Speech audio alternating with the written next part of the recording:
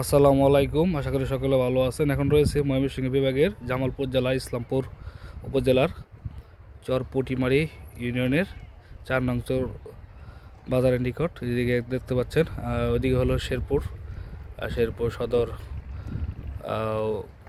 থানার কামারচর ইউনিয়নের দিকে গোড়া আসতেছে। গোড়া দিয়ে এদিকে মূলত মালামাল নেওয়া হয়।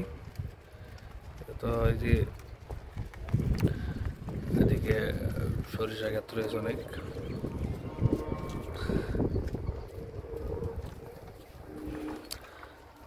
আর এদিকে রয়েছে 4 নং চর বাজার, চরপুটিমারি ইউনিয়নের ইসলামপুর উপজেলা জামালপুর। তো এখানে বেগুন টেগুন বা বিভিন্ন শাকসবজি মালামাল মূলত এখানে এই গোড়াতেই বহন করা হয়। ওই যে সামনে রয়েছে ব্রহ্মপুত্র নদী, যমুনা থেকে বের হয়ে এই নদীটা চলে আসছে। এটা চলে গেছে ময়মনসিংহ হয়ে, গফরগাঁও হয়ে চলে গেছে বর্মিতে, গাজীপুর জেলা শ্রীপুর উপজেলা বর্মি বাজারের দিকে।